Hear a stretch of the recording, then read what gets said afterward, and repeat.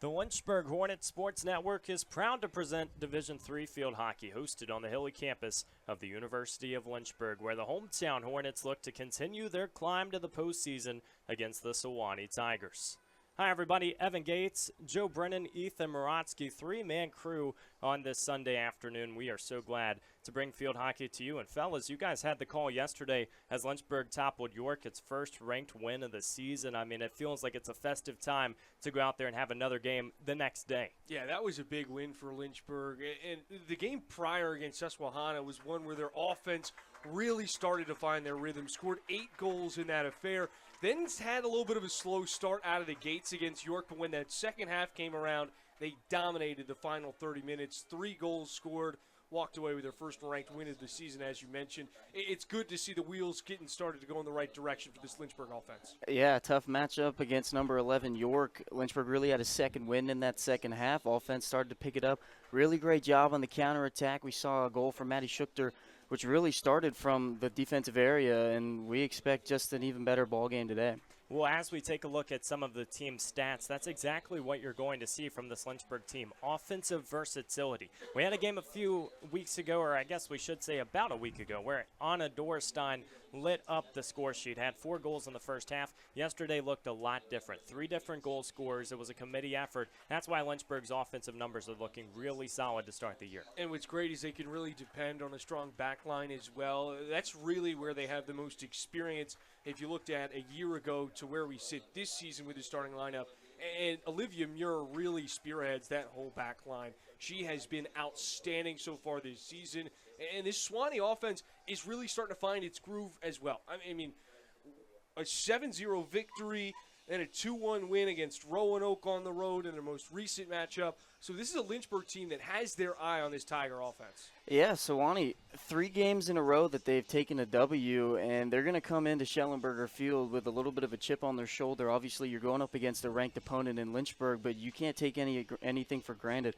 They're going to play a tough ball game. Lynchburg's got to stay on their toes. Well, already this season, Sewanee has played 3 ODAC opponents, and the 2 that they have beaten have been Bridgewater and Roanoke, which are both in the top 7 of the preseason poll when you look at the ODAC standings. Let's take a look at some of the players to watch, starting with Sewanee.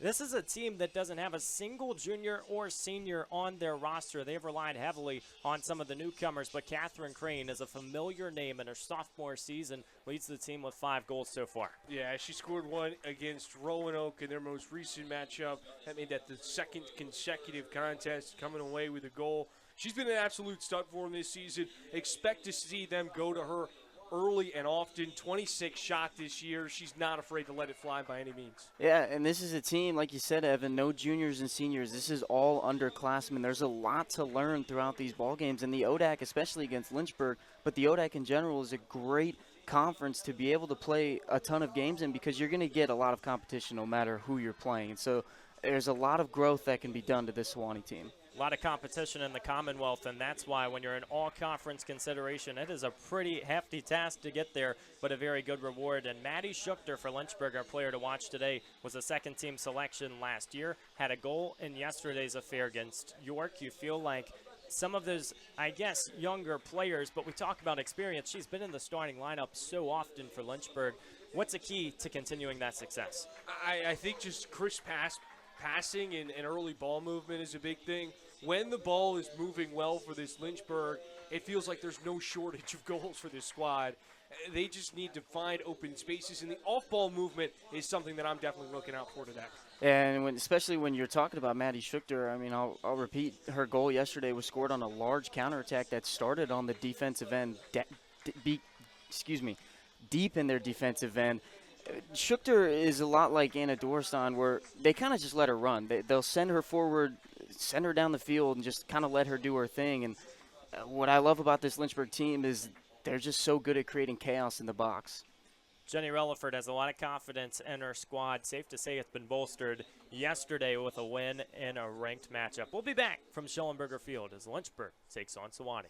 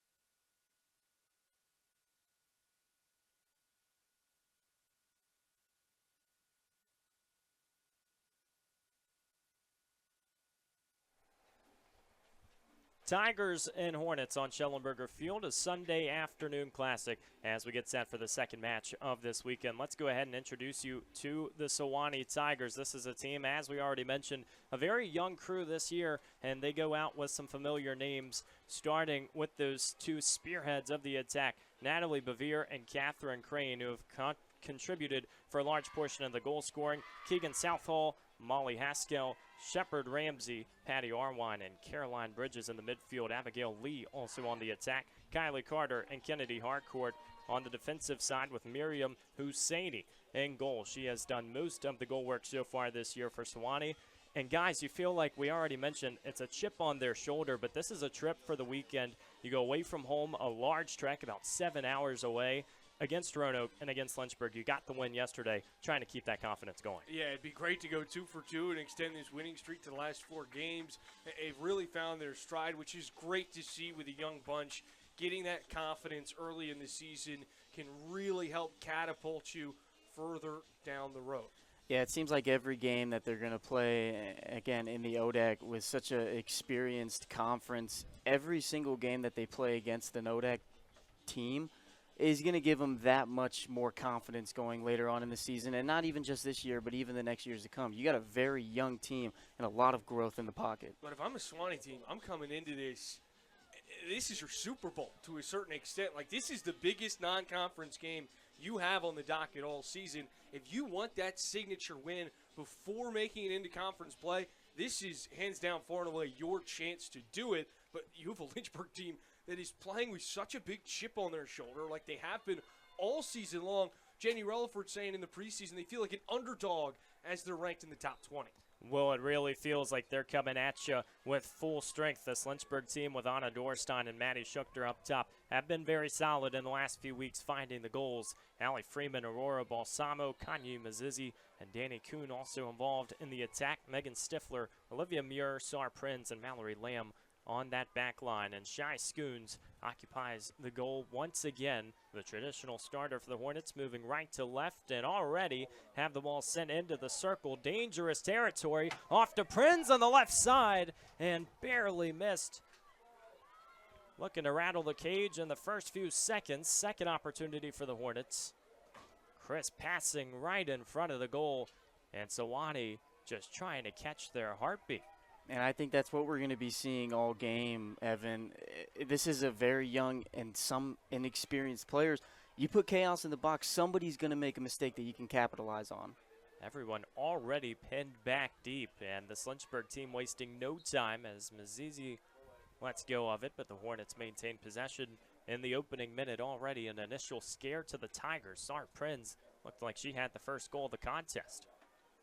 And it's good that Lynchburg is out attacking early and often, because to a certain extent this feels like one of those trap games, like where you've got a Ursinus on deck, or a Rowan rather, pardon me. You've got a Rowan on deck, a ranked opponent that you'll meet in New Jersey next week, and a lot of times your head can drift and you can start to look ahead a little bit at that bigger game, thinking you've got a leg up in a matchup like this one, where if Sewanee comes out and plays their best brand of ball, they can without a doubt give Lynchburg a run for their money and come away with an upset victory. It's really difficult when you have such a tough schedule, because the unfortunate reality for Lynchburg is they're constantly playing those ranked teams.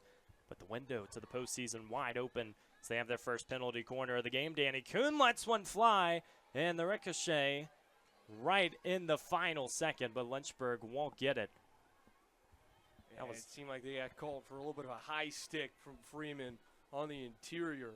I don't wipe it away, but a good penalty corner nevertheless. I mean, that's what you want to see out of your set pieces. Although it might not count, seeing the ball go in the back of the cage has got to be a boost to the confidence. And tell you what, Danny Kuhn, when she can reach that velocity on some of those opportunities, that is tough to beat. Mallory Lamb out wide, the Hornets surveying, and Ethan, you feel like at this stage of the game, possession's going to be so key, because Lynchburg, like we just mentioned, they understand the assignment that Sewanee is going to come out hot. You got to try and quell the storm early. Yeah, I think you want to slow things down. You know, a team that is hungry, they're on a 3-game win streak. They're going up against a ranked opponent. They're going to do everything they can to come out of the gates firing. They're going to be aggressive.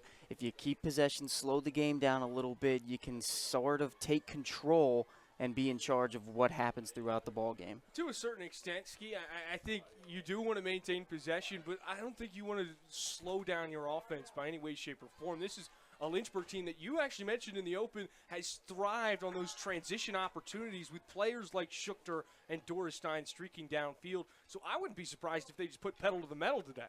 Well, Danny Kuhn rattled the cage, and the Hornets used some of that transition early in this affair. Another stinger off the stick. And Lynchburg once again proving that offensive versatility. Now we're going to get a penalty stroke. Tatum Humphreys will take it. She has actually taken every opportunity in the penalty stroke. If you go back to last season, number 3 in black and red, one-on-one with the keeper. Kuhn put it in a vulnerable spot. Now the Hornets can capitalize. Humphreys goes right, and it's the right decision for the first goal of the contest. Beautiful job. You step up in a spot where you're really the specialist in the situation, and you just get yourself a goal. Really great job out of the opening minutes to take a lead, and now you're really in command.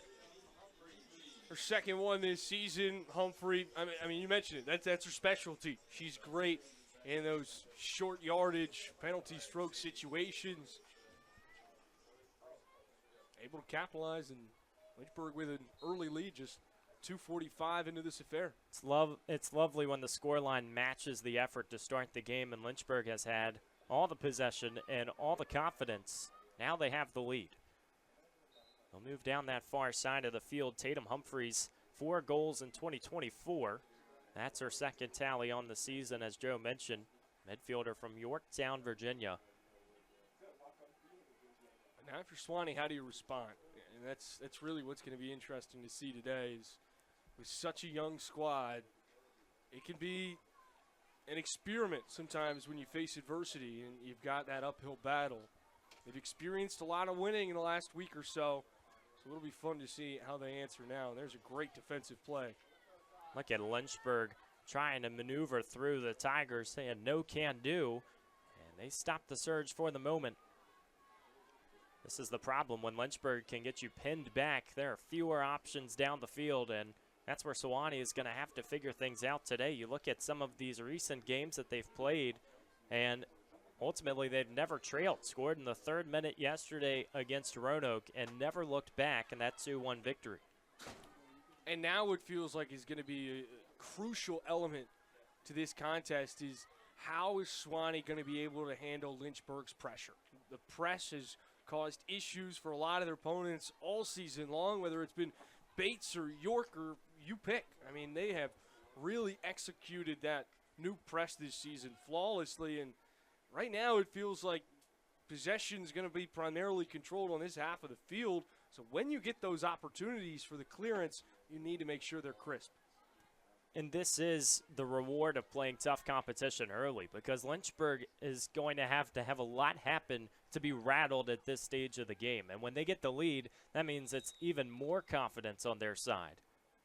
So whistle stops play momentarily. Lamb will take over, and the Hornets look for the insertion on the near side. Now an opportunity for Freeman, trying to feed it through to Mizizi. Watch the weaving in the patterns Lynchburg tries to employ. They are so good when they can get open space. The Tigers have sniffed it out for the moment. We talked about it earlier too, but with Lynchburg winning 3-1 yesterday against York, you knew you were a good team going into that game. But to finally have a ranked victory, that's got to just corroborate the fact that, yes, you know, we can hang with some of these top 15 teams, and that's our vision for the year. And especially with just how their first 2 games against ranked opponents went. You felt like you really controlled that your sinus game the entire way, but just couldn't find the back of the cage. 22 shots, 11 of which were on goal, and it was those next couple of games where we've seen the offense find its identity and really find success inside the circle. And then you go even further back to the Bates game, another 1-goal loss on the road. But you feel like you're in a really good position, especially with all the changes that we had early in the year in the lineup. We've got new girls playing in that front line. There certainly was somewhat of an adjustment period. It does take a little bit of weight off your shoulder to get that first win against a ranked opponent. Like you said, Evan, it puts the confidence in themselves. They are good enough to play against these top teams in the nation. They are one of the top teams in the nation, but it just gives you that much more confidence, especially going towards the end of the season when teams start to trickle down. You're really only facing ranked opponents late in the postseason. So having a lot of exhibition games where you're playing the best teams in the nation are so crucial early on in the season. What'll be a surprise to no one that Lynchburg has outshot its opponent in the 2 losses this season. In fact, they had outshot their opponents every single game until that York affair yesterday.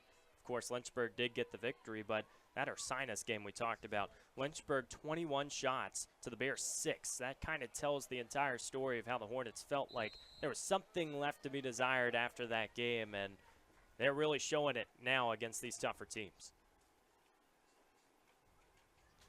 Look for the entry on the far side. Sewanee's defense has been pressed into action quickly. Shy Scoons on the other side of the field has pretty much had standing room only for the entire game. No action from the Sewanee offense. That's what they'll have to try and maneuver early in this game because, like we said, when Lynchburg gets rolling, one of the tougher teams to stop.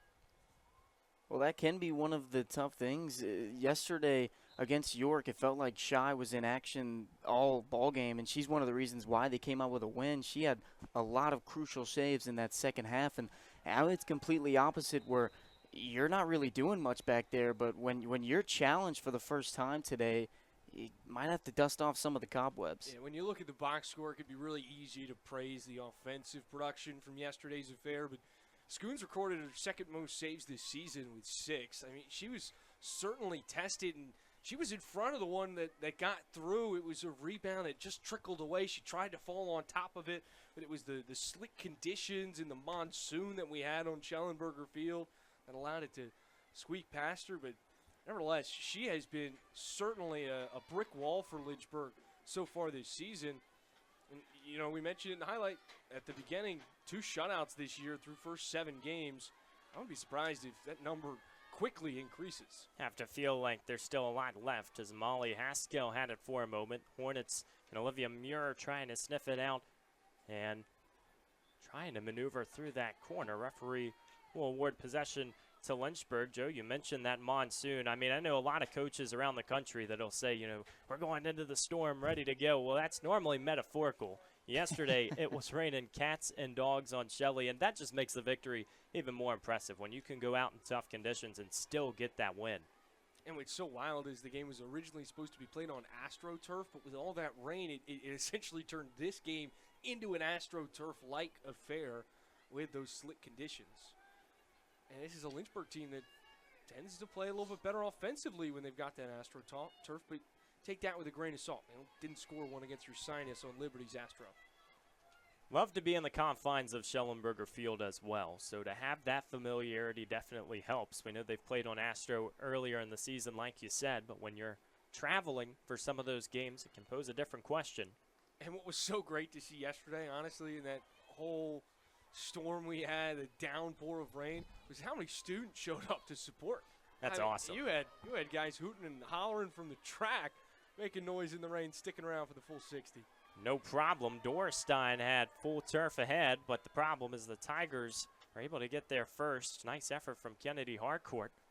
Of course, if you were in the Hill City yesterday, the Virginia 10-miler, a big event that always happens every single year that we talk about. A lot of those runners had run in the toughest part of the day. Earlier in the morning was where most of that heavier rain came. We mentioned it was still around for the field hockey game at noon.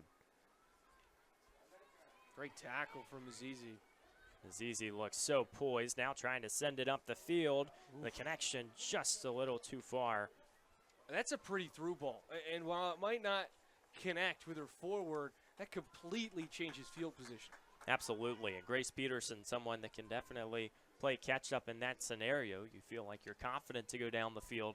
Now the Hornets have possession in that attacking zone. Ball sent out wide, and if you're just tuning in, Lynchburg 1, Sewanee nothing. Tatum Humphreys with the penalty stroke converts for her second goal of the season. Lynchburg moves in front again after a win against York, a ranked affair yesterday. And the Hornets, that part of the season, you know you're going to play ranked opponents, and that will be on the calendar for the next few. Stockton and Rowan next weekend. Rowan ranked 18th in the nation coming into this weekend. And then you come back and you got Shenandoah. Well, good luck. The Hornets go down in the circle. I mean, that's one of those games, too. It's always circled on the calendar. You know the pair of Hornets want to face each other earlier rather than later. Let's not wait around, but this year maybe a little bit of an extra incentive as they were tied in the preseason standings. Yeah, last year's was a barn burner here on Schellenberger Field. Those two teams match up so well with one another, and last season it came down to the final regular season matchup. It was a winner takes the number 1 seed.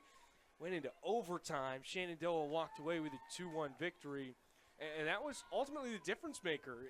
You go to Shenandoah and play in Amherst for the ODAC championship, and sometimes that's the home field advantage you need. That time of year, it is so important to be playing where you're most comfortable, and we know in a game like that where there are very few differences otherwise, that can paint the entire picture as Lynchburg has another penalty corner. Out wide to take it will be Allie Freeman, the junior who was a first-team All-ODAC selection last year, second-team All-Region. And big reason why with those 5 assists. Surveys will look up to the top. Hornets ready to fire. Now Mazizi give and go back to the middle. Sewanee a little too quick. Second opportunity just threads through and misses out to the right. Wow, the Hornets had a golden opportunity. Well, that's a great way of sticking with it. You run the give and go. It doesn't go how you'd like it to, with a little bit of disruption on the congestion in the interior. But Dorstein and Mazizi stick with it. She gets a great shot off, and you earn yet another corner. Yeah, a lot of tic-tac-toe in the circle, just trying to pass the ball into the net. They had a great shot, just an even better save. We'll see what's in store this time. Hornets look ready to lace, and Sewanee sniffs it out again. And how about the contributions of Kennedy Harcourt, number 18 in white today? We have seen her all around the field. Really a big centerpiece of that defense. They'll need her again. Hornets thread it through, goes all the way around, just beyond the stick. That was a very golden opportunity. Sarprin's looking for her 4th goal this season. Came into her senior campaign with 3 career goals. She's already matched that total this year. Had 1 contest with 2. Had her 3rd of the season yesterday. She's someone that has really taken major strides in her offensive game this season. You know, obviously we talk a lot about Dorstein and Schuchter up top, but it seems like whenever the Hornets are threatening the circle, you always got to keep Sar Prinz in the corner of your eye. You never know where she's going to be at. Yeah, she's always looking for those deflections. Kind of takes the role of what Jill Pleiter did a year ago for Lynchburg. Lots of IQ out there. And for Prinz, from freshman to sophomore year, she doubled her minutes. So you think about already having a pretty big growth period, and then you're doing it offensively. Whereas she's been relied on in many different realms for this game. Trying to go between the legs and backward. Wow. How many times are you going to see that on the field? I mean, it's better them than us, because that's not an easy maneuver. Doesn't work out this time. Sewanee will take over, and Harcourt just searching all around. Wanted to go down the field, and Lynchburg stops the pinballing for the moment. Haven't really gotten to talk about the Sewanee attack. Natalie Bevere and Catherine Crane, who we highlighted in the outset of the broadcast.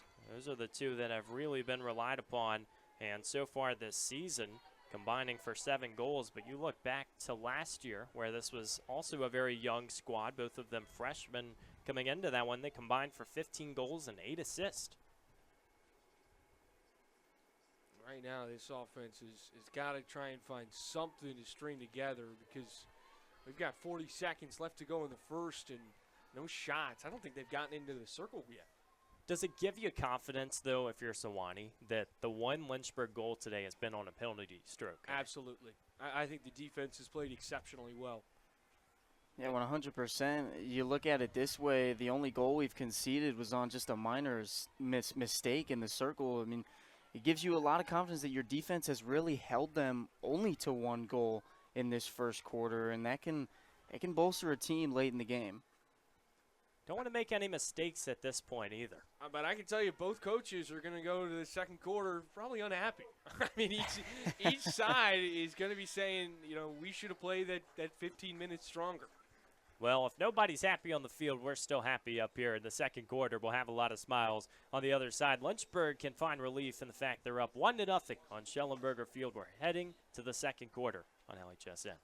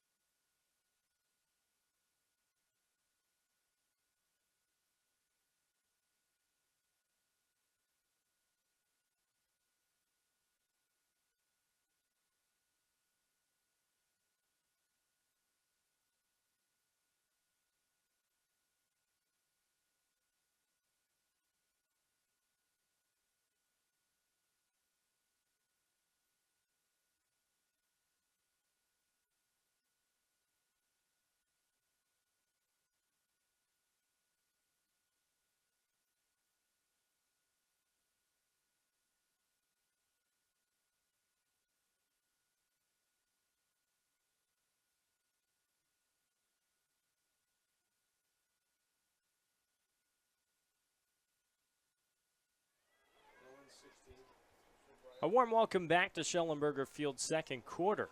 Begins with Lynchburg leading Sewanee 1-0 in this edition of Division III Field Hockey. Evan Gates, Joe Brennan, Ethan Moratsky taking the action with you, and it feels like this is a game that has favored Lynchburg so far. They've had the lion's share of possession and continuing to pose some problems, rather. Just haven't seen a lot of those connections, as the one goal was off a penalty stroke from Tatum Humphreys to get the fun started. Hornets now looking to insert again. Ball threads through right in front of the keeper. Still 1-on-1. Now maneuvering to the other side, trying to go right to the middle of the circle. And that will be another opportunity for the Hornets from the corner. Their 4th of the game, had 5 shots in that first quarter. And that's the chaos you have to look for this Hornet offense. We were talking about how Sar Prince, it seems like every time that they're threatening to score, she's always kind of on the side waiting for a rebound or a deflection, and it feels like that's what everybody's doing right now. You just kind of want to put a shot on net, see what happens, see what deflection it takes, and hope that it goes to an open person. We'll see what Allie Freeman has in store. Passing around the horn. Chance for Balsamo to dish. Here's Danny Kuhn. Weaves in and out, ready to fire. And a deflection that goes out. A little bit of a slow one there for Lynchburg. Took some time to develop. Kuhn crossing over to her right, creates a little bit of space, but so much congestion by the time she lets that go. You'd like to get one a little bit quicker. Danny Kuhn, 4 goals last season. 3 came in the first 2 games of the year. She's been a big spark this year with 3 goals and 5 assists. Pass goes to the top ball, Samu, as it takes a ricochet, and Sewanee takes over. Yeah, Balsamo just couldn't put the hammer on the head of the nail that time around. Looked like she got some top spin off of it.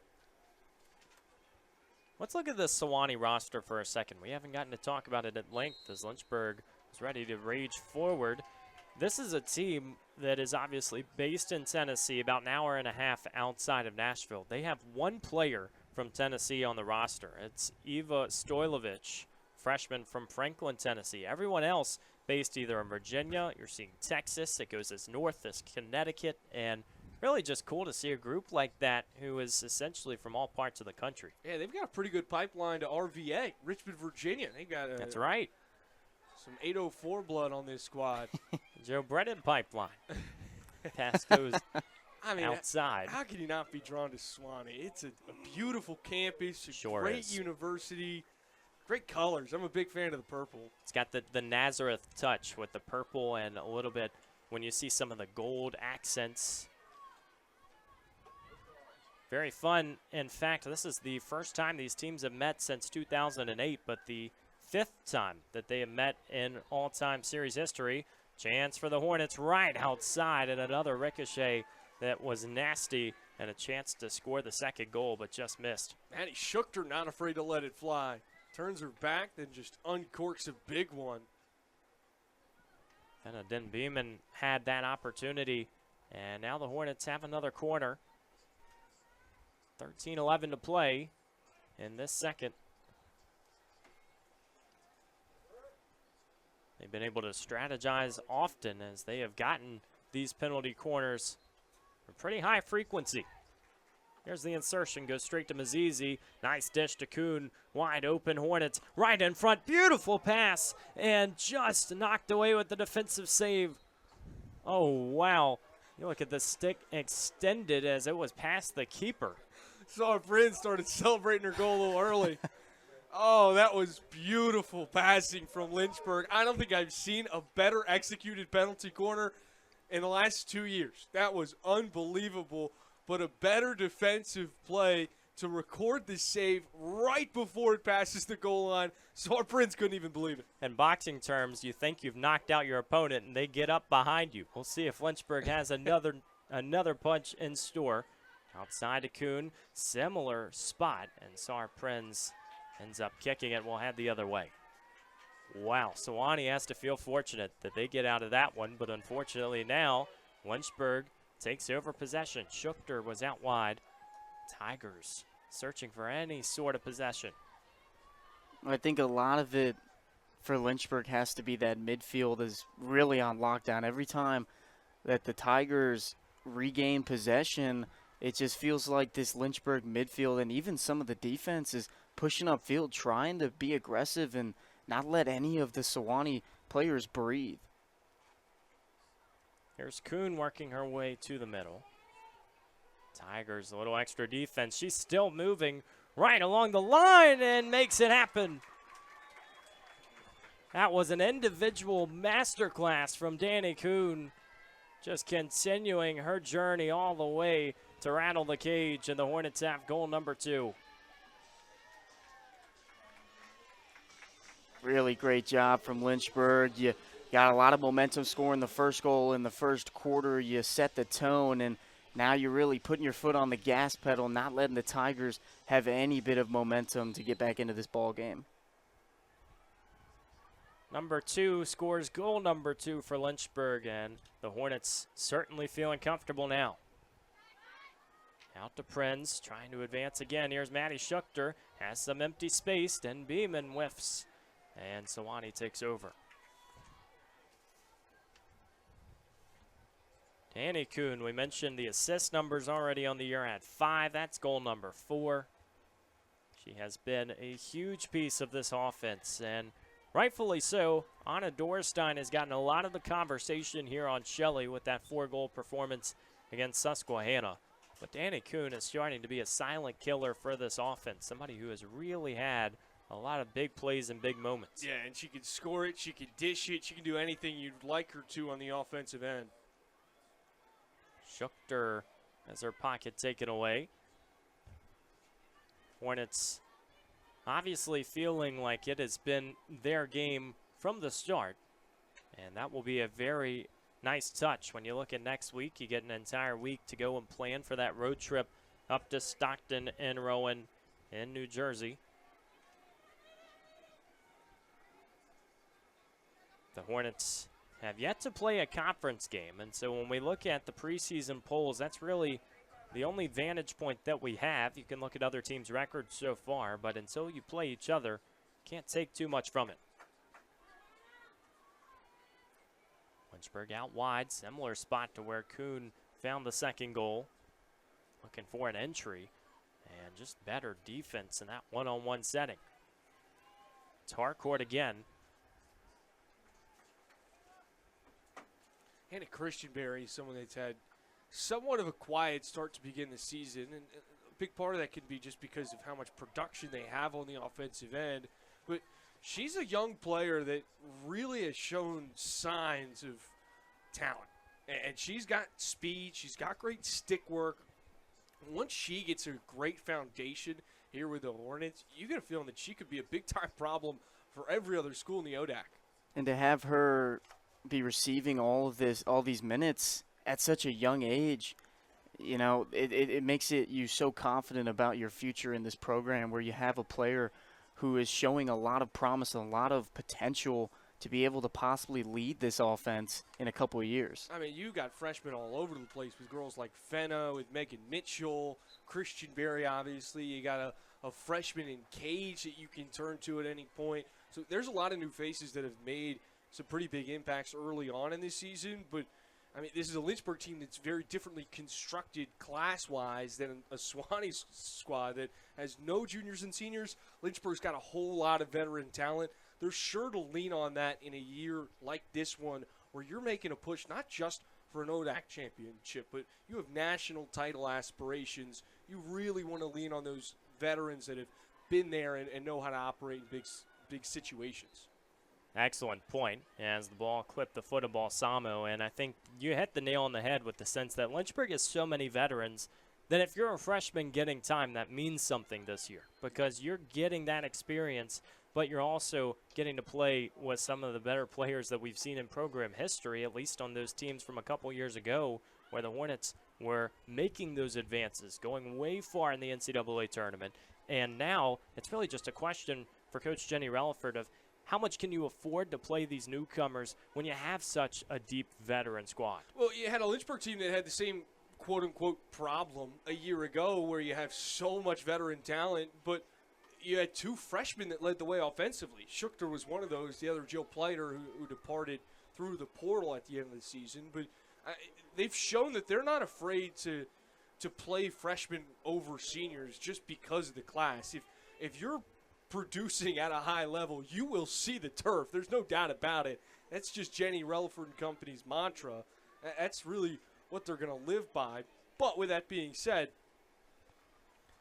when you get in those big-time situations, I think the mental composure aspect, the experience aspect plays a big piece. And what we see now in terms of minutes is not what we're going to see in November, especially. Not at all. Because it could be you want to play seniors in big-time moments, or you have those freshmen that have come a long way. They've built that foundation over time through the experience they're gaining here at the beginning of the season, and feel a lot more comfortable down the road. Well, Coach Todd Olson, the head of Lynchburg women's soccer, has uttered some similar sentiments, saying, you know, the sport doesn't know age, because it doesn't matter in those big spots if you're a freshman or a senior. It's more about how much have you played and how have you weaved in with your teammates. We've seen a lot of these freshmen, like you said, you're getting time because of that chemistry that's built out of the games. And I think a lot of that has to do with how well that both those squads have created the depth in their team. I mean, it feels like every single player that comes on, even from the bench, is going to do whatever they can for the team to make an impact. And there's a reason that the conference Rookie of the Year is normally a first or second team selection as well. It's not like you're winning Rookie of the Year and you're getting an honorable mention. Like, these freshmen can produce at a high level without a doubt. And Lynchburg's got 3 or 4 of them. Sewanee might have half a dozen of them that could come away with Offensive Rookie of the Year or Defensive Rookie of the Year, however you want to blanket it. But, I mean, this is a Sewanee team that they're going to have to live and breathe through their younger talent. I mean, you hope that the dorm situation is solid, because if you don't like your teammates, you're going home to half of them. And that's what you love to see with a culture. You know, you look at this squad for Haley Overstreet. It's her first season as head coach. She has been with the program before, but you feel like since she knows this culture and she understands what it takes to be successful, she's probably going to generate a lot of interest from these freshmen and sophomores who are saying, hey, we've got a few more years together. This isn't necessarily the final destination in 2025. Not at all. And they're all going through it together.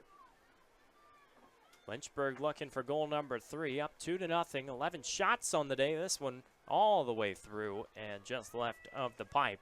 Yeah, if Peterson can get a stick on that, that's a great position for the redirect and try and tip it in, but just not enough on the extension right there. Led out in front just by a hair. Sewanee is still looking for its first real chance of the day, and ultimately, it's been a little bit of possession in that defensive area. The problem has been converting it forward. I still don't think they've gotten in the Lynchburg circle. I mean, No. 11-0 in the shot column, 9-0 in the corner category. And that's where Lynchburg is so dominant because the numbers, yes, they do favor the Hornets pretty comfortably, but they don't stand out to be too crooked yet. You feel like 11 shots is one that's been built throughout this game. It hasn't been a surge within 2 or 3 minutes. I mean, if you're the Tigers and you can get one in transition and cut the deficit in half, you feel like this is a whole new ball game before the intermission. Yeah, I completely agree. Lynchburg with 11 shots in the ball game, and even though Sewanee has 0, it really only takes one moment just to flip the script in an entire game. And on the counterattack of that, if you're Lynchburg, you want to score before this break. I mean, you really want to take command before Sewanee has the opportunity to make it competitive. That'll allow you to go maybe even deeper into your goalkeeping staff and get Shy Scoons off her feet after playing yesterday in such a big, important match here. Lynchburg fires, and right on the doorstep they deliver. It's Grace Peterson right there with the redirect. We talked about it maybe 60 seconds ago where she had the right positioning, just couldn't put the twig on the pearl. This time around, it's a beautiful stroke coming from Callie Short right into the breadbasket. Yeah, really great job, and that's just the Lynchburg way the last couple games. It's get that ball in the circle, cause some chaos and pandemonium in front of the net, and just try and get a redirection or be in the right place at the right time. Grace Peterson able to make it happen, and first goal of the season for number 23 for the Hornets. They're up 3-0. I mean, that was very comfortable, and you obviously understand that there is so much to be said for this attack. It can go in so many different directions.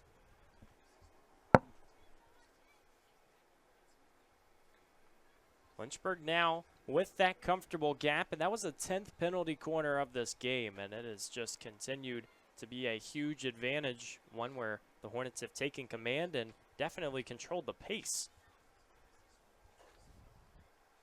They're out wide, looking to advance down the field again. If you're just tuning in on LHSN, Evan Gates, Ethan Moratsky, and Joe Brennan.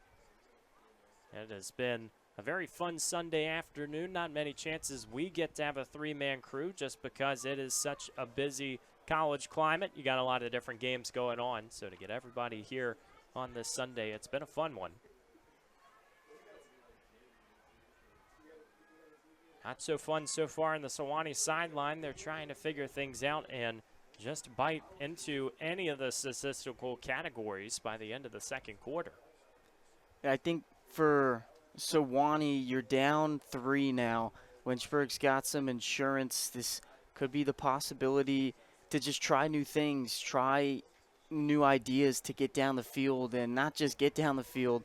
They've done that a couple times, but the real problem is staying down the field. Try and keep possession, slow everything down, play your type of field hockey, and try and just notch your first goal.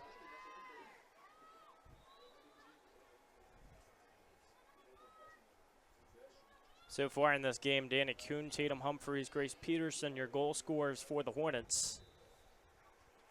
This is a team that has just really proven its dominance as Sewanee will finally get that first corner of the game. See what they can do with it. And just a chance to maybe throw the Hornets off guard, especially for someone like Shy Scoons, who hasn't really been involved in action yet. This has been your best opportunity of the day thus far. If you can capitalize on this one, really change the complexion of the first 30. Lynchburg has been solid all season long on the DPU. See if they can stand tall. 3:28 in the second quarter to go. Tigers ready to fire. Gets past Scoons and right over the line for the first goal for Sewanee. Scoons was beaten as she was out wide from the goal. A few footsteps in front. And with that type of shot at that velocity, that's really tough to defend. Sometimes one is all it takes. The Tigers with a big-time swing. Puts them on the scoreboard for the first time today. Take another look at it. Initially a glove stop from Scoons.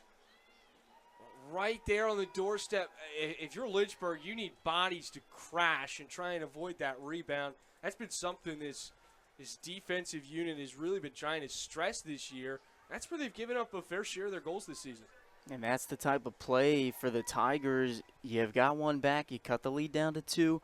Now you know what a little bit of success tastes like. Now you're going to want some more. You want the main course now and go and score some more goals. I mean, hey, if I'm on this Sewanee coaching staff and I see that our first penalty corner of the game results in a goal, I'm saying let's use that and continue the momentum because there might be more down the line. That goal belongs to none other than Catherine Crane, her first of the contest. And she has just been such a threat this season. Number 16 for the Tigers, sophomore from Houston, Texas. Goal number 6 on the year. She had 9 in her freshman campaign.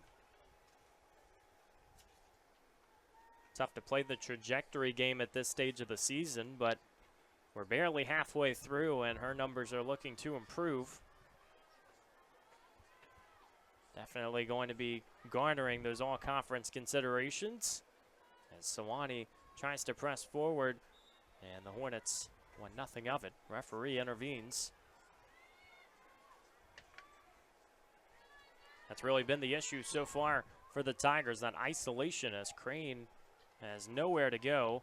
Hornets thread it through. Here's Maddie Schuchter. Chance to maybe direct back to the middle of the field as Kuhn was wide open.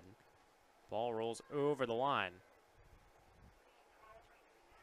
So Lynchburg once again will set up and try to get this pace underway. Do they want to go quick? Another shot. Just took a deflection. Still in dangerous territory. Now in is Mallory Lamb. Pass forward. Got to be careful now if you're Husseini. Tatum Humphreys ready for maybe goal number 2 of the game, but it is out. That was really great stick work from Kuhn. Like, just beautiful ball control in such a narrow window. Able to keep it alive and a nice outlet pass.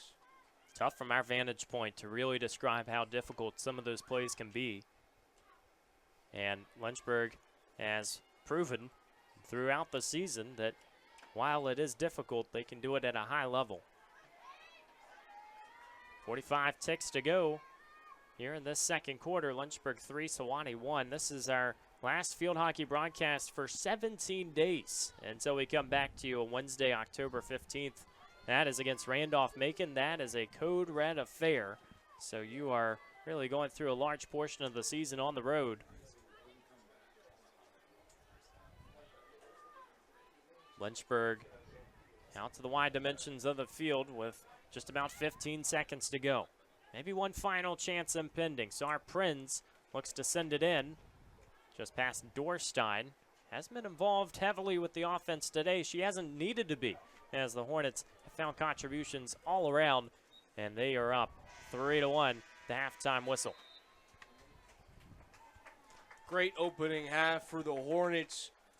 Kuhn, Humphreys, and Peterson all notch one, but it's Crane that gets the Tigers on the board. That gives you something to work on and build off of as we go into the second half. Yeah, I completely agree. Lynchburg dominated pretty much the entire half, but a little bit of a momentum shift at the end. Lynchburg still dominated after the goal, but you've got something to work with if you're the Tigers now, and you want to try and just fix any mistakes that you had in the first half and do better in the second. Perhaps a wrinkle in the picture. Lynchburg wants to iron it out in a hurry. They're up 2 as we go into halftime. We'll be back on the Lynchburg Hornets Sports Network.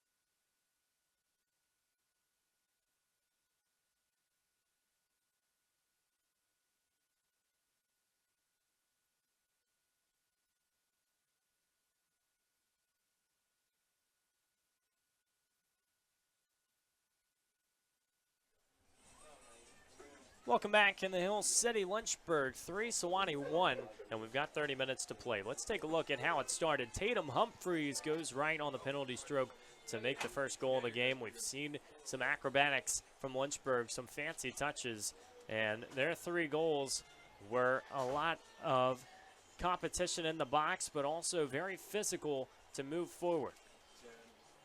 Yeah, a lot of action going into the circle. Every time Lynchburg's on the offensive end, they just collapse everybody, trying to cause as much just chaos in front of the goal, and they've been doing a great job. I mean, 3 goals to 1. You've got a lot of the edge on this team, and so you look to capitalize on that in half 2. Yeah, it felt like Lynchburg was in full control, but Sewanee gets 1 on the board. You can take a look at the numbers. 1 shot, 1 goal. That's what has Sewanee in prime positioning to try and spark a little bit of a comeback here in half number 2. But Lynchburg really dominating in every aspect of the game, at least from a statistical standpoint, with 14 shots and 10 corners. Well, it's great to be perfect, but how often can you be perfect? And Sewanee is trying to answer that question. They don't want Lynchburg to score early in the second half. Anna Dorstein was ready to rock and roll, and now it's called the other way. Should be intriguing to see how the Tigers come out. Obviously, they got to bring the fight to Lynchburg in this third quarter, and if they continue to play that possession game, well, we know how that worked in the first 30 minutes. Hornets moving closer, colliding in front of the circle, and just missing.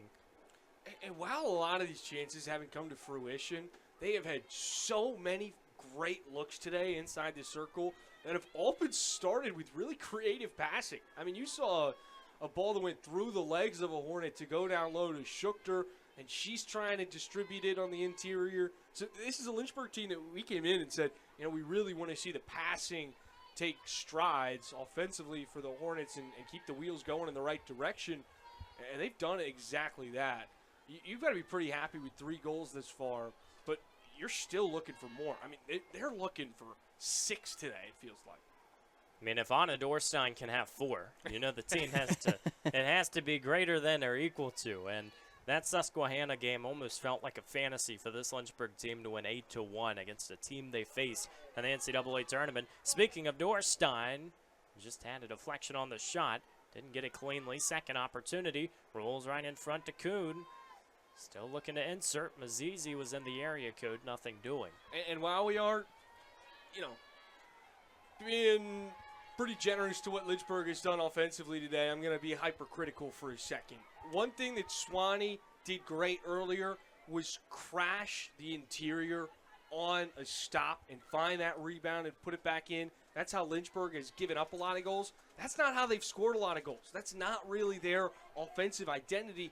But you saw right there on that last trip down to the circle, if you have bodies right on the doorstep, you're going to have even more opportunity to score on the offensive end. What I feel like this squad does so well, and what makes them so deadly, is that they have players like Mazizi, Schuchter, Kuhn, Dorstein, where whenever they get the ball, even remotely close to the exterior circle, they just their team just lets them go to work. They say, you dribble, your stick skills are fantastic, so go to work. I'm here if you need it, but just kind of do your thing, and that's what they do so well in the circle. But you think about it, trying to compare it to basketball, if you will. It's like having a Ben Wallace or a Dennis Rodman on the inside. Sometimes you want to have someone that can do the dirty work, get you an offensive rebound, and slam that putback right into the tin.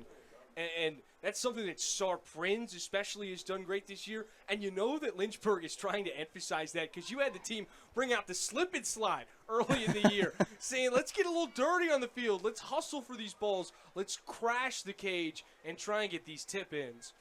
But that's just something that hasn't really been a primary source of production quite yet this season. See, getting the image of Dennis Rodman and slip and slide in the same philosophy is a very interesting one because you got to think about those two sides of the game. You want to be strong in the circle. You got to make sure that you're there and ready to go, but you also understand there's a lot of technique involved as Southall hits the turf. Lynchburg takes over.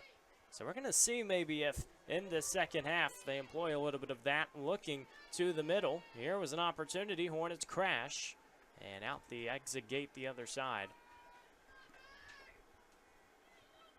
That was one of our favorite videos to look at. Obviously, the slip and slide. You bring out all these cool ideas early in the year when it's still hot and very fun to execute as well. Hornets will have another penalty corner. They had already racked up double figures in that first half. Gonna ask you, Joe, did you ever get an inkling of wanting to try that slip and slide, or did that not happen? You know, they actually tried to get me out there, but I was in khakis. No change of clothes, right? What happened to you earlier today? Oh, don't worry about it. Just having fun on Shelley. Pass outside the circle. Hornets ready to lace, and it didn't miss by much. Once again, one of those signature shots from out wide. Well, I said it yesterday, and I'll say it today. I want to see the MPH on that hit. I mean, there was some sizzle behind that ball. No doubt. This one a little slower. Hornets right in front. It is a big-time save from Sewanee, but it doesn't stick for long. The Hornets, by committee, once again finding their way. Sewanee was down to the turf, denied the first opportunity, and Lynchburg converts. There's that rebound. I think that was number 2, Danny Kuhn. We mentioned it earlier. She's a little bit of a silent killer. That one we had to wait for confirmation, as Sewanee had a great effort to keep it outside the cage, but not for long, as Lynchburg has propelled themselves in front with over 10 minutes to play in the third. 4-1 now, back to that 3-goal lead. Tell you what, Lynchburg, when they can handle business like that, we talk about in the box, or rather in the circle, just like this opportunity. It's about a 5 or 6 car pileup right in front of the goal, and no problem. Yeah, you got to scrum on the inside and just squeaks free. Nice job from Kuhn to get it out of the traffic. And for that goal in particular, as Danny Kuhn slots at home, one of the less emphatic goals you'll see on the season, but that's why the Hornets work so well, because they can get those goals in tough spots where it almost feels like you catch Sewanee napping. Out, overpowered in front of the goal. That'll allow you to have some extra versatility and maybe go to some of your other options. As we know, Shai Schoons has stayed in goal so far for the Hornets. Might there be a change in the cards? Yeah, I feel like it's looming, and it's a great option on either end. You can go with Garanvi over the freshman, and you've got a great keeper in there nonetheless. The Sewanee crew comes into this one 4-4. Winners of 3 straight, and an interesting point I want to pose to you guys. This is a team that if you go back to 2023 and look at that record, they were 1-15. It is massive improvement from year to year. You're trying to go and get a winning record after going 9-12 last year. If you lose this game and you go back down to 4-5, what's the mindset for trying to stay 500 and make sure that come conference play you're ready to go? I think you take away the positives from the trip, where you got that win against Roanoke in Salem. That's one that shows this program is continuing to take steps in the right direction. But today, there are certainly positive takeaways, but you're facing a Lynchburg team that has national championship aspirations. These are two programs in very different spots right now. And you could see it with the class breakdown, with the roster size. I mean, you got a Sewanee team that's only got 4 set of fresh legs on the sideline. So how much does that play a factor as well? You've got a first-year head coach. You're really just trying to lay the foundation and set those building blocks for what you can do down the road. But this is a team that can be in the mix come tournament time for their conference title. No, I completely agree. They've shown that they can play games really well back-to-back now. And again, like you said, Joe, this is a nationally ranked Lynchburg team. You've shown some signs of success. You've got a goal, but you're looking for a little more. I think after a ball game like this, with the week that you've had, you really got to take the positives where you get them and start to build on that. You've got a very young team, and I want to emphasize very young. all freshmen and sophomores, it gives you a bright future, but it also gives a little challenge for the coaching staff with your next couple recruiting classes. But it's great to see that you mentioned it. 2 years ago, they're 1-15. The next year, they make it to the conference semifinal. So there's clearly signs that they're going in the right direction. And you got to have a lot of respect for a team that wants to go out there and play a Lynchburg team that's in the national polls and is consistently in the national tournament, because this is the team that you want to eventually be neck and neck with and compete with at a high level.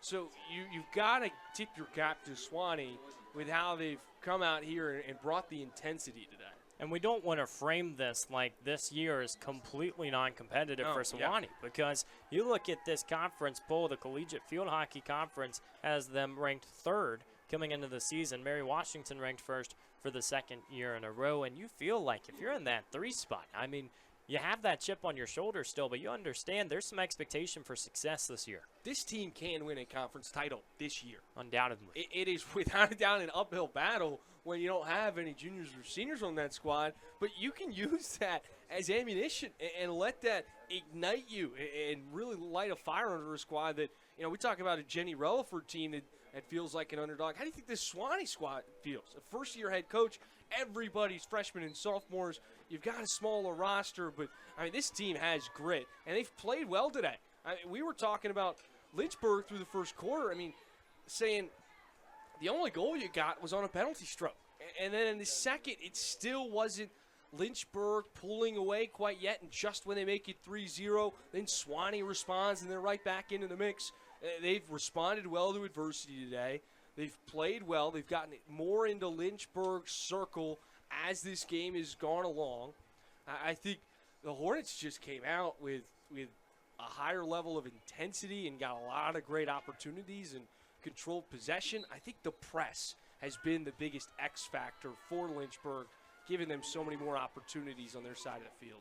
It's caused some struggles. Goons had to be careful.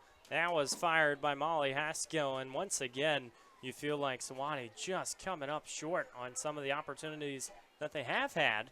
And though it is a small number, they have really peppered inside of that frame. Yeah, but I think those opportunities, if you're Sewanee, those are the ones that you look at as it just happened now. You look at it and you say, okay, we're right there. We're right on the doorstep against the nationally ranked Lynchburg team. We're showing signs of success on the offensive end when we get it up there. So I really think even though these moments that you're creating, you're not scoring, I think you still look at it as a really large positive. There are a lot of positives to take from this season so far for a Sewanee team that, like we said, started the year 1-4, was trying to find its footing. You have tough ODAC opponents ahead, Roanoke and Bridgewater. They found wins early in this year, and you feel like ultimately they have been tested enough to where conference play will arrive, and they will have already seen a lot of what is posed at them. 1-0 versus the ODAC last season for Sewanee. That was a 1-0 defeat of Roanoke. And by the way, during this stretch, we're talking about all the numbers. Sewanee has played just one home game in the first 9 on the schedule. It was a 7-0 victory over Wittenberg, where they outshot the Tigers 44-0. I think what's going to be a really big test for them this season is when they go and play Rhodes, a team they faced 3 times last year and just could not get over the hump.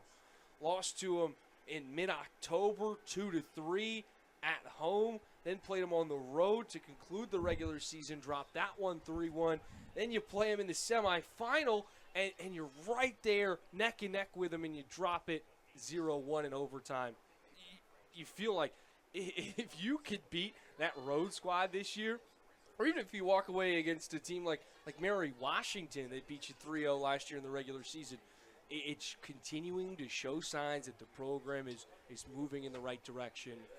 And those are going to be fun ones this year for the Tigers. You know, you love to have a measuring stick, and when you have to face the same team 3 times in 3 weeks, it's not always the most welcome sign when you've dropped the first 2 and you know the biggest game of your season is coming up. Felt like Rhodes had a lot of momentum in that particular matchup. So you get one of the wins in the regular season going into the postseason saying, hey, we've beaten these guys. We understand what they're going to throw at us.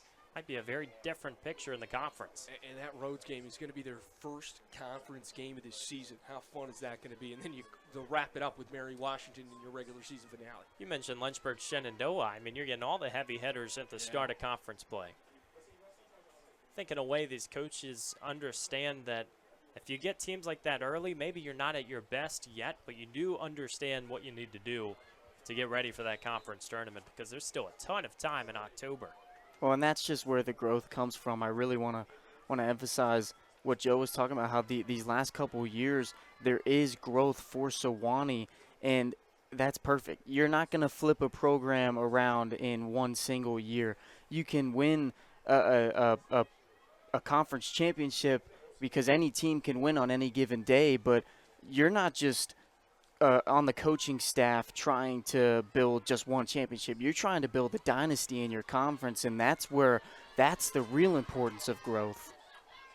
That's what the Hornets have established with this program going up against another dynasty in Shenandoah. Those pair of Hornets have really had their battles, and in this non-conference affair against Sewanee, all signs point to yes, they are ready for conference play. It hasn't started yet. One more weekend in the non-conference slate. Stockton and Rowan will be the opponents of choice up in New Jersey. But with over 2 minutes to go here in this third quarter, Hornets lead 4-1. Looking to add on as Allie Freeman moves forward. Went towards the center. Tigers snuff this one out and just don't have options down the field. Kanya Mazizi. She and Dorstein have been relatively silent today, involved in a lot of the passing work and the behind the scenes. That leads to a chance. Hornets right in front of the keeper, and they will work it to a penalty corner. That tally continues to climb.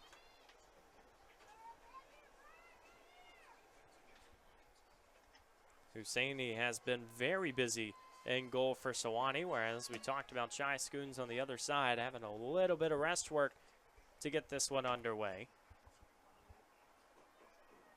Corner number 13 for Lynchburg will be inserted on the far side. 3 up top, and the Hornets weave around the circle.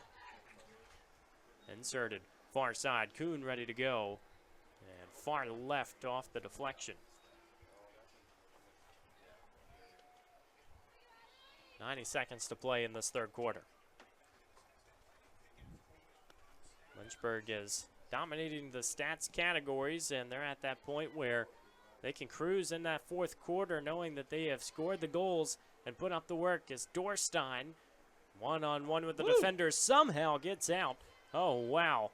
Flames from the stick, but won't result in a goal yet.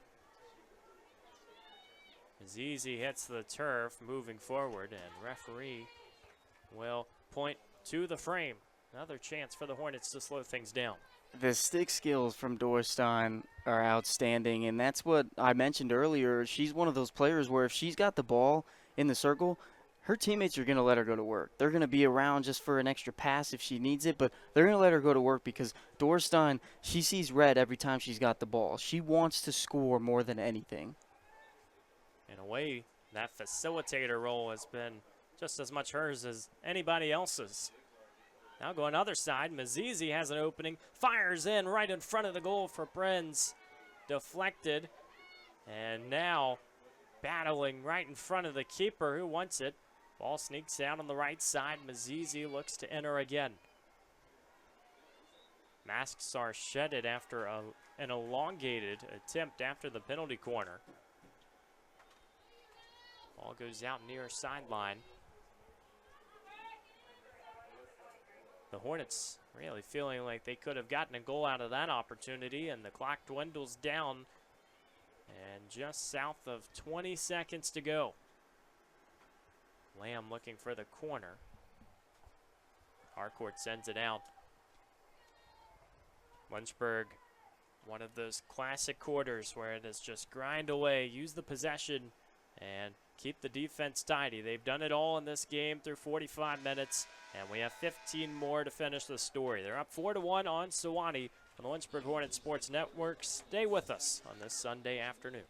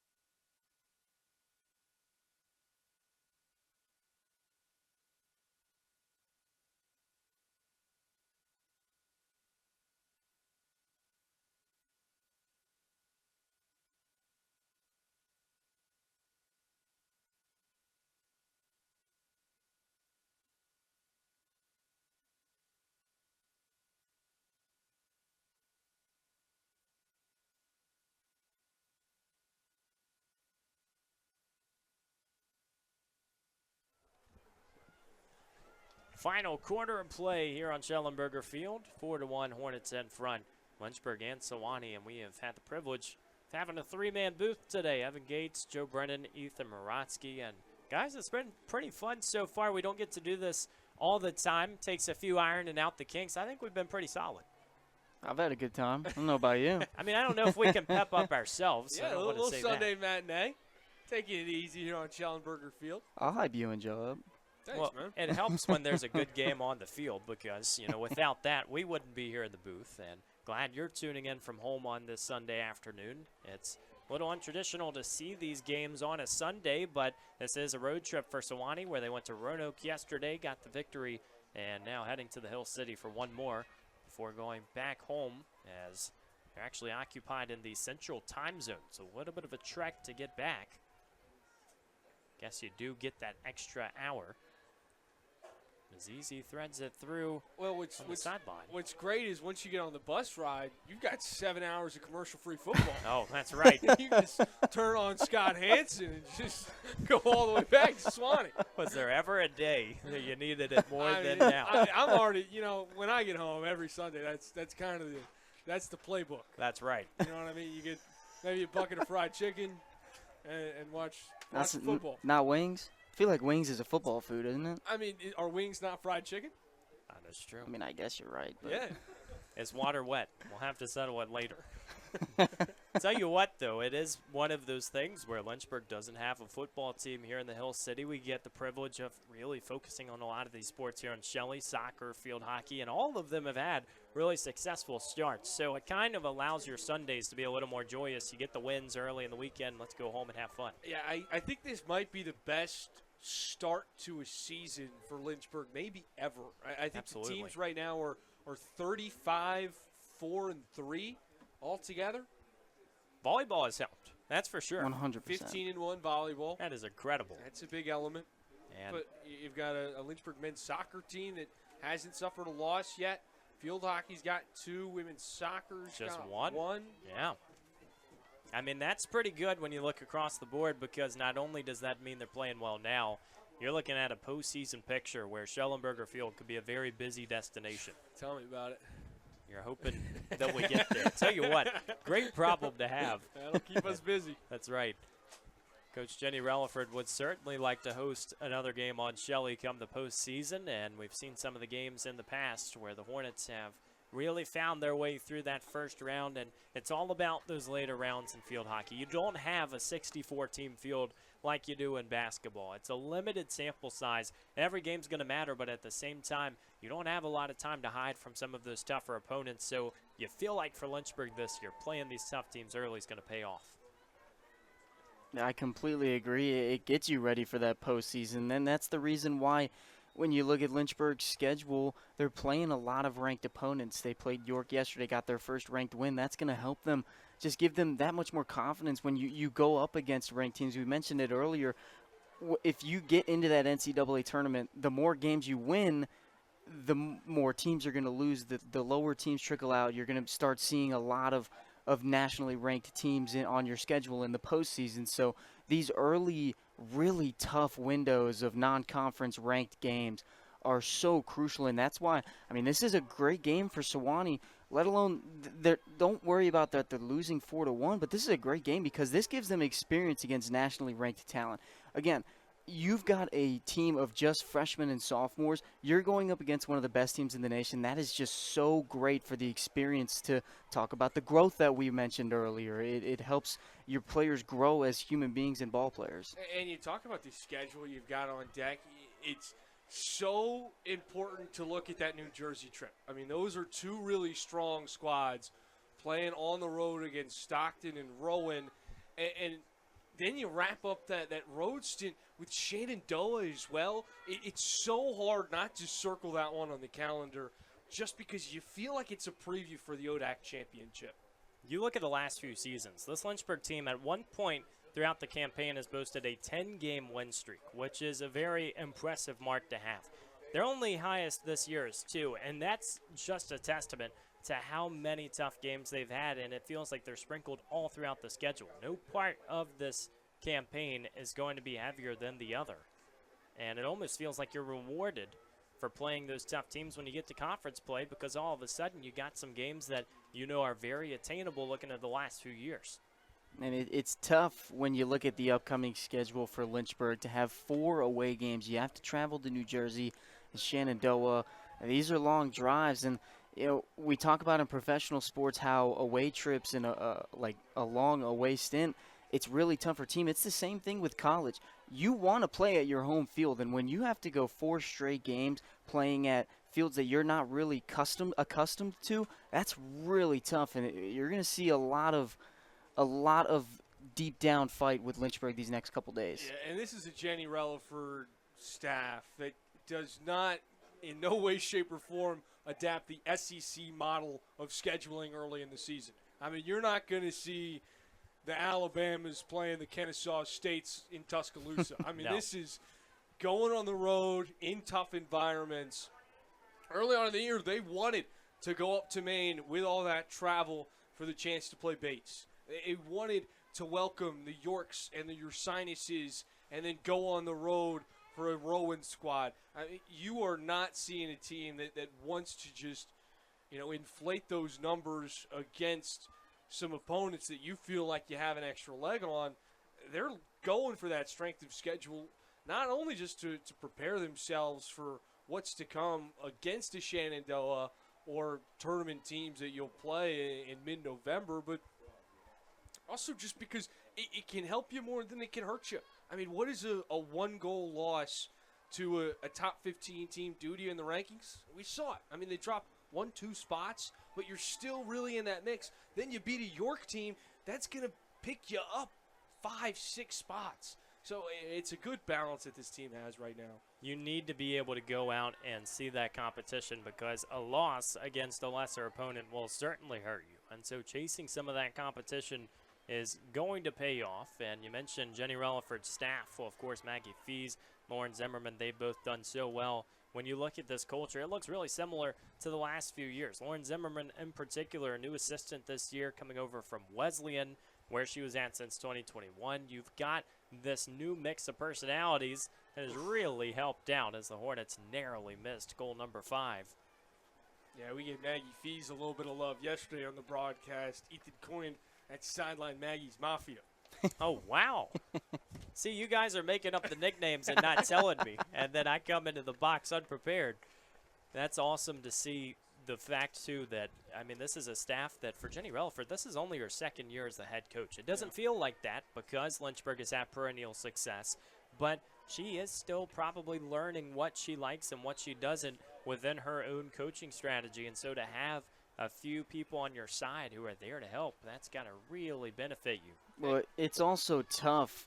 You look at the coaching before Jenny, as she was an assistant coach, but to take over the head coaching position after Coach Enza Steele, I mean, that puts a lot of weight on your shoulders, and I think Coach Relaford has done a fantastic job with this Lynchburg team. And she's finally now settling into her team. A year ago, this was the team she adopted. Now you bring in your own assistant. You've got your own freshman class and groups of transfers that'll be coming in the next couple of years. They are certainly molding to what the future is rather than building off of the past. And we mentioned Sewanee has such a big impact across the nation. Well, the international flair for this Lynchburg team and the names that they get, those have been a lot of the biggest contributors on the roster. I mean, look no further than Anna Dorstein, someone we talked about who had those 4 goals against Susquehanna.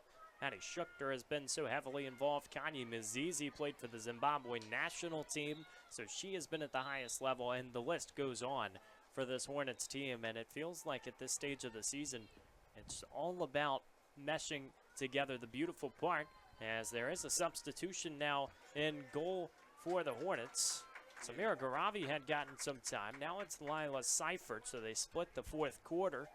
2 new keepers for the Hornets. But, I mean, this is a team that, like you said, they're starting to mesh together, and so many veterans in the starting lineup have helped the cause. Now out wide for Prinz, and I want to ask you guys, too. When we look at the next few years for this Lynchburg team, we've already seen them find success.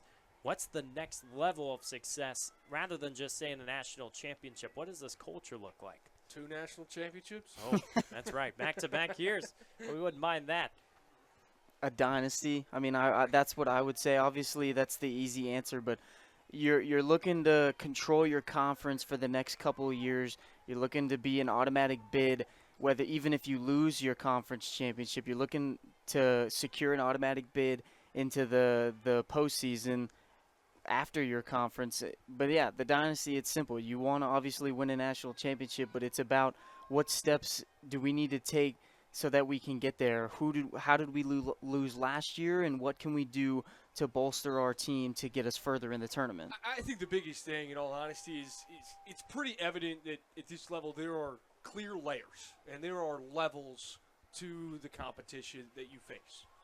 Lynchburg right now sits in that top 25, and there is a heavy drop-off once you get outside the top 30, 40 teams in the nation, and you start to go towards that halfway century mark to the teams that are in those ranked positions.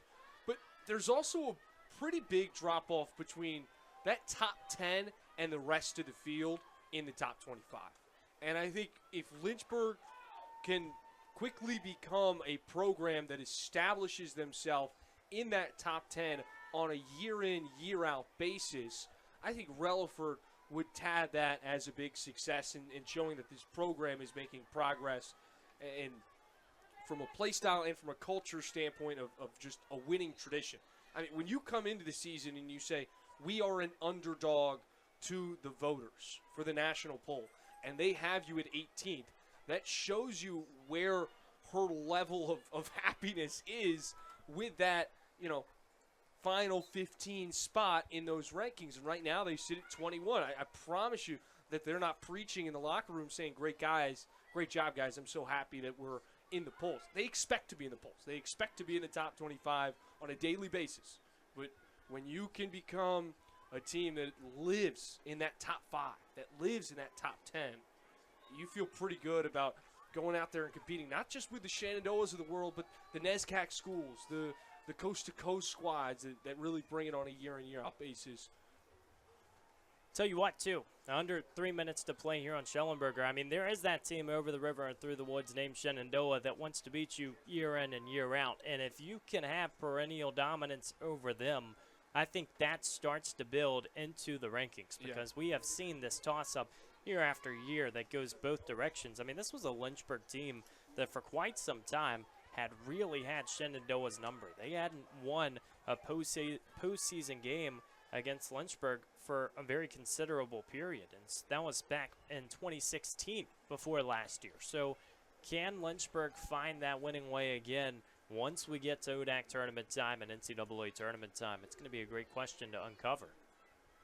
And if they played like they played against Susquehanna, there's not a team in the country that can beat Lynchburg. No, and especially when you look beyond the individual dominance of Anna Dorstein on that day, who had 4 goals in the first half and add an assist to the tally. It was everybody on the same page. Sewanee maybe wanting to get one more, look to send it inside. Penalty corner ensuing. Just possession for the Tigers. So chance with just north of 90 ticks to go, and a very fun fourth quarter in the sense that you've seen the Tigers have a few more opportunities, but just haven't been able to capitalize on the scoreboard. Still 4-1. A reminder that Lynchburg goes on the road, and in 17 days we'll see you again. Such a fun, exciting matchup with Code Red against Randolph-Macon on October 15th. Homecoming will be on October 18th, a few days later, and that will be a privilege to bring to you on the Lynchburg Hornets Sports Network. There's something about homecoming here in the Hill City. It's special. Tell you what, you get to have the entire festivity group all behind the press box. So you've got Schellenberger Field that's overlooked by the hundreds. And we're hoping for good weather. If it's a day like today, after all the rain that we had on our Saturday, we should be in store for something special. I mean, they've been doing that Fridays on the Dell, which I like, but the homecoming is the real, you get a tailgating experience. It's different. You've got the community aspect, which personally is what I love about sports. I mean, just bringing people together. You got people from Roanoke to England. That'll Right. show up. It's great. Hey, and then you tell those people to bring some food with them too, and safe to say we're going to have a good time. Dig it out. Homecoming definitely something that everybody looks forward to. Like you said, Evan, everybody behind the press box. I mean, the parking lots are absolutely packed. The track will still be loaded with students. Homecoming is always a fun time of the year. Well, homecoming is fun. This Sunday afternoon affair was nice as well. Lynchburg gets it done against Sewanee 4-1, and just a comfortable performance. When you look at how they've gotten it done throughout the season, it has been by committee. It happened again. You see some of the passing and the offense that was working at a high level.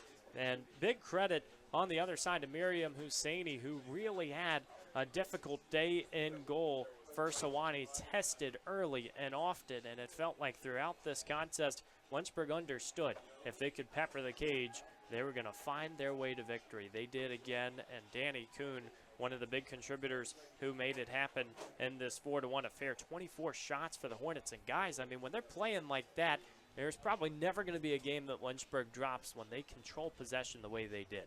24 shots to Sewanee's 2. You dominated the corners as well, 13-4. Shots on goal, maybe the only thing that you're walking away here saying we'd like to see a little bit more. Just under 50%, about 40. 10 of which of their 24 was on target. But you feel pretty good about where you're sitting right now. If you're Lynchburg, if you're Sewanee, it's a tough one to end the road stand with, but positive takeaways. Nevertheless, you got 2 ODAC wins under your belt in your non-conference this year. Now you've got 2 more non-conference before you start that conference play against a squad that we've really highlighted against in the road. So that'll be fun to see what they've got in store as this season moves along. But good takeaways for the Hornets. Now it's a long road trip. Yeah, I think for the Tigers, we mentioned how they've gotten better every single year, and now it's starting to get to the point where they're getting better every single game. And I wouldn't be surprised if this is a team that we see put a lot more momentum next year if they face the Hornets. Going to be a ton of fun. Glad you could tune in on this Sunday afternoon. Lynchburg beats Sewanee 4-1. A big thanks to everybody who tuned in and our entire production crew here with LHSN. So Grayson, AD, Riley, JP, Vito, and Sebastian. We got the trio of Evan Gates, Joe Brennan, and Ethan Morotsky. Had a lot of fun with you on this afternoon. Have a great rest of your weekend. Hornets by 3.